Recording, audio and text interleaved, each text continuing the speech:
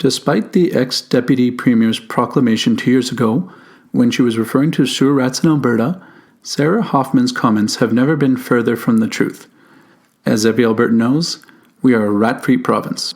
The National Post recently did an article on this which showed that Alberta was virtually one of the only places in North America that didn't have any rats at all.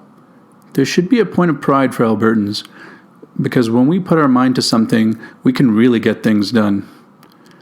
I remember when I was in Ontario chatting with my friends, and they were mentioning how they had a rat problem. I responded with the comment, "Oh yes, I forgot you have those out here." And at which point they would ask me that there's no rats in Alberta, and they would actually ask me if I was kidding.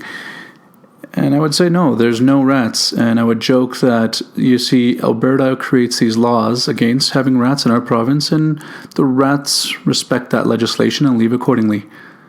My friends would often get a good chuckle out of that comment, but they would still remain shocked at the fact that there's still a province in Canada, with the size of Alberta no less, that doesn't have a single rat. Restraining nature in that way is almost unheard of.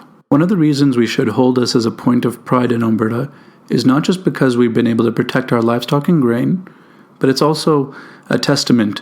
When we put our minds to something, we can get things done. Despite the stereotype of being far-right extreme and the occasional rhetoric against the Alberta government workers, when Alberta put its public servants to work on this issue, they not only stood and delivered, they went beyond the call of duty. And over 60 years later, we're still a rat-free province. This isn't just the fact that we don't have rats in Alberta. This stands for something bigger. It stands for, as I was mentioning, what we can get done when we put our minds to it. We're living in a time right now where people are unsure about the economy, people have lost their jobs, and we don't know what's going on with the pipeline.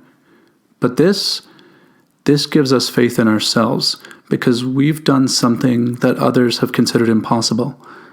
A small problem, something that we took for granted, but we solved it. Whether it's the issue of rats, whether if it was all those years that we won that Stanley Cup, or whether it's turning a small town city into a name that's well known in the business community around the world. Here's looking at you, Edmonton. We have proven that we can get a lot done. So friends, let that National Post article be more than what it is. It's actually a testament to us Albertans of doing the impossible when we put our minds to it.